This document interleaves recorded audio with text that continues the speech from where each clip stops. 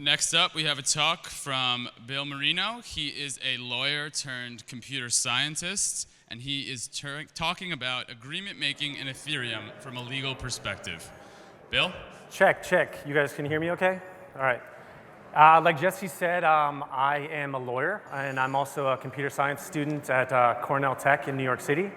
So today I'm going to be talking about how some contract law issues and other legal issues mesh onto making smart contracts in Ethereum. And I'm actually going to start in all places in Venice, actually. I was walking along the Grand Canal about 18 months ago with my beautiful girlfriend, and we happened upon a man who had a Jason Voorhees tattoo on his leg. And of course, I got very excited because I also have a Jason Voorhees tattoo on my leg. I got it free on Craigslist, actually, and it's a really good story that I can tell you at the bar tonight. You're asking yourself, why is this relevant? It's relevant for two reasons. First of all, it's Friday the 13th. And second of all, because Jason Voorhees, as you may remember from the bevy of sequels in the franchise, was an unstoppable force. And sometimes when you create a smart contract in Ethereum, you're creating an unstoppable force. And that affects some of the contract law and legal issues surrounding agreement making on the platform. So let me switch gears. We'll put a pin or maybe a machete in the unstoppable force thing for a little bit. And let me just define contract for you. This is the definition of a contract at law. This is the one put out by Cornell University's Legal Information Institute, which is a great resource, by the way. Contract, an agreement creating obligations enforceable by law. Now, some of you guys who have been here all week will immediately notice that that we refer to things here in the Ethereum community that are outside of this very circumscribed legal definition of contract, right? We call things that are really more like processes or agents contracts. You've probably heard it all week. If you go to the Solidity tutorial, you'll see that the very first contract on there is a simple storage. It's really more like an agent. You know, it's a place to set and get data. Conversely, sometimes I think when we're using the term smart contract with reference to Ethereum, we actually are talking about something that falls under that legal definitions umbrella. So this week you've also heard about things like rental agreements, mortgage agreements, founders agreements, over-the-counter derivatives contracts, insurance contracts, and then that Ubuntu guy's like prostitute contract. I never thought Ubuntu would be the ones to go there, but it happened. So all of these are, like I said, under that kind of legal definition. And maybe by now you're already saying, like, you know, what is this guy talking about? Like, aren't we here to kind of tear down contract law and maybe tear down the courts and replace these things with, I think Gavin actually said it nicely, the court of the internet. And the answer is yes, but you know, I'm a litigator, so I have sort of court-side seats. That's a pun to how expensive enforcing agreements in court is. But at the same time, I think, and this is kind of my thesis for today, I don't think that we want to reject contract law. I think as we're building out this platform and we're thinking about how to best create agreements in Ethereum, smart contracts, we actually want to look at contract law. We want to learn from it. We want to embrace it. There's a couple benefits there. One is that if we create contracts, legal contracts, we protect ourselves against auto enforcement failing. And maybe in the early years of the platform, that will happen. It can happen two different ways, right? You can have something that auto enforces, and even when it auto enforces, a party will say, well, it wasn't a real contract at law, so I'm not really bound to it. Conversely, you can have the opposite, which is you can have something that fails to auto enforce, right? And then you want to go to court to try to enforce it. There was a misfire. So we kind of create this backstop if we're looking at contract law and trying to track it closely. We also benefit from contract law principles. You know, contract law was at one time a lot like Ethereum. It was an invention. It was new and shiny, and its purpose was to create reliability and to hold people to their promises. And so I think we can learn from its principles. And then lastly, if we are careful about how we treat contract law and other laws in these early years, I think that we can show the world that this is a substitute for legal agreement making and onboard a lot of people onto the platform that way. Okay, so I'm going to tell you guys a couple pointers how you can kind of look towards contract law and learn from it and so forth. And I want this to be an ongoing discussion. You know, as you heard, I'm a lawyer who is in school for computer science, and I've been digging into Ethereum for maybe 5 or 6 months maximum. So these are kind of some of my observations and some of the things I'm thinking about, and let's keep the conversation going. That's kind of the overarching theme here. So one thing you can do, though, that I've noticed is I think there's a lot of benefit to learning contract law and then writing functions and choreographing initializations such that you closely track it.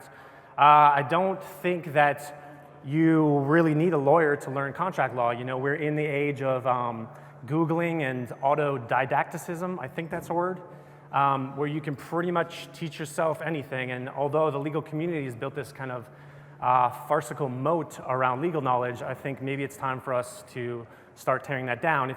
If you can debug you know, a test net by poring over Stack Exchange for hours, then I think you can master some of the principles of contract law. Those are things like offer, acceptance, consideration. I'm not going to get into those right now because my time has been cut down a little bit. But go home, read about these things. I'm here to help you.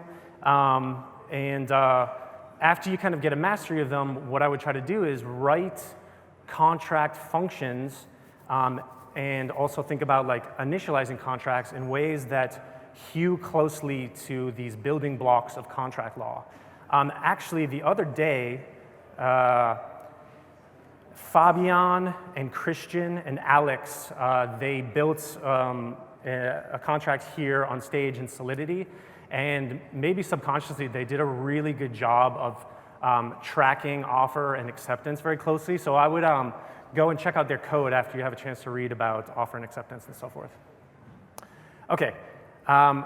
Just as a side note, if you do follow these principles really closely, courts have been pretty good about enforcing digital agreements when they contain those contract law elements. Several years ago, there was this wave of legislation that legitimized digital signatures, and since then, courts have been eager to enforce all sorts of digital agreements, from people creating an agreement by emailing back and forth to click wrap agreements. So by, like I said before, hewing closely to these contract law building blocks, you probably create something that's enforceable in court if it's not automatically enforceable. Okay. Sometimes those things don't really map onto functions very well. These are things like choice of law provisions, warranties, indemnifications, and something that's a little bit more specific to the Ethereum universe. I think there's a lot of benefit to having these kind of ancillary agreements. One is maybe something that choreographs how the parties are going to call functions. You know, contracts are not self-waking, so unless you're using something like Piper's amazing alarm clock application, you want to agree with the other party beforehand how you guys are going to call functions. And related to that is you might also want to have some policies for gas reimbursement. So all of these things are not easy, at least right now. I don't see ways that they easily map onto functions. So I would think about them and think if there are other ways you can build them into your smart contracts. There's a couple of hacks here that I've been looking at, and I'm definitely curious to hear you guys' ideas. These are everything from just putting them in your Solidity comments, which is not very good because it doesn't keep it you know, holistically with the rest of the contract.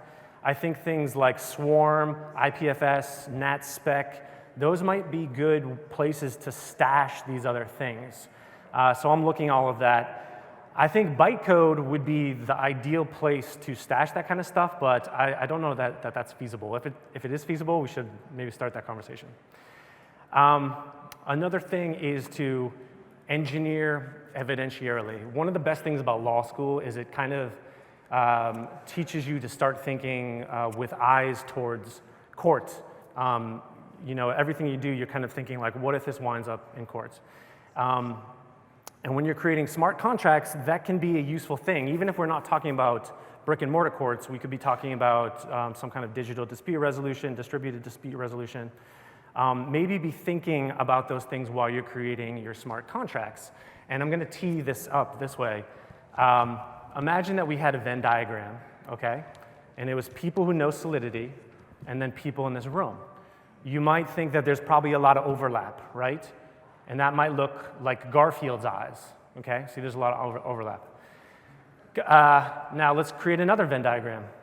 People who know Solidity, and I don't mean to like disparage the other languages, I work mostly in Solidity. So let's create another Venn diagram. People who know Solidity, and then potential jury members. And that, you can imagine, there's less overlap, so it might look like SpongeBob's eyes, just a teeny little overlap. And then lastly, let's do a Venn diagram of people who know Solidity and then judges.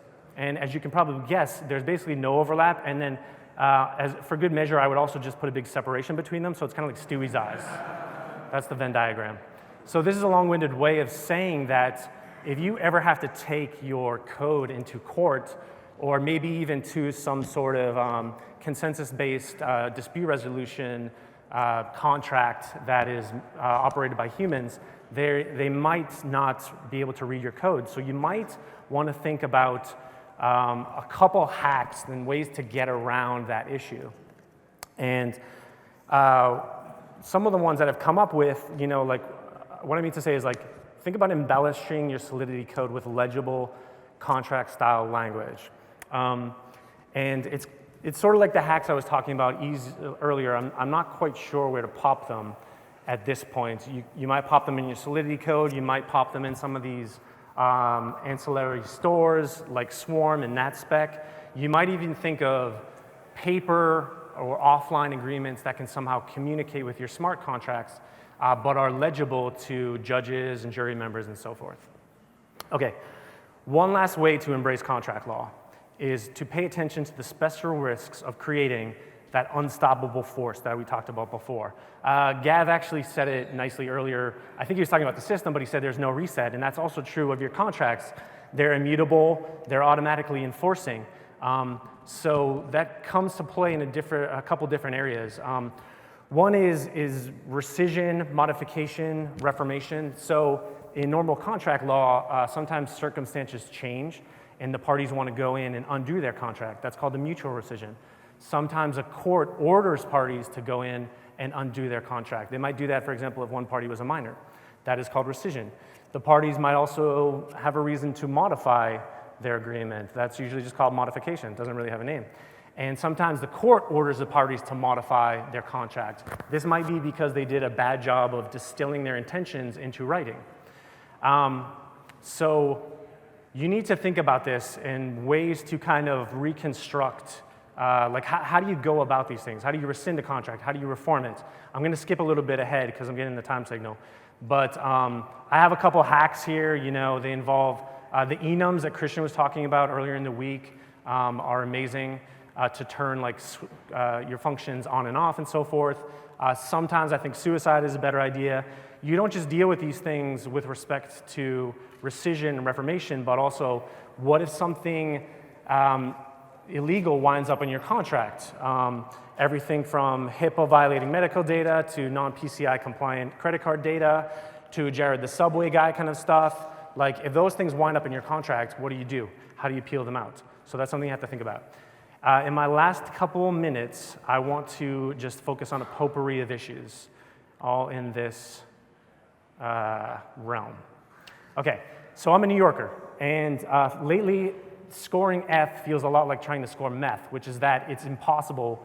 It seems like a lot of the F exchanges have evacuated the markets in the wake of BitLicense. Actually, I kind of have proof of that. This is my rejection of CRIPSI. We are unable to approve your application at this time due to New York virtual currency BitLicense requirements. And this is my rejection from Kraken. Unfortunately, we no longer offer our services to residents in New York due to BitLicense. So I think we should be talking about this. Like, is this regulation having a chilling effect on development?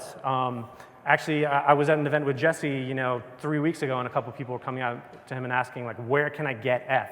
It seems so hard. So let's talk about that. We need more engineers who know law and more lawyers who can code. That's kind of why I'm here, to help start bridging that gap, and we need a lot more like me. I do research for this awesome cryptocurrency and crypto contract initiative that's a partnership between professors at UMD, Cornell, and Berkeley. It's called IC3, that's the website, you should definitely check it out. Here are my acknowledgements. A lot of people helped me prepare this talk, including some of the people in this room. Thank you so much. And then lastly, let's make this an annual thing. At the end, clap for me to come back because I want to come here every year and talk about the development of these like legal issues. I think everything is in this kind of nascent stage, and you know, let's all have this conversation continue. That's it. Thank you so much.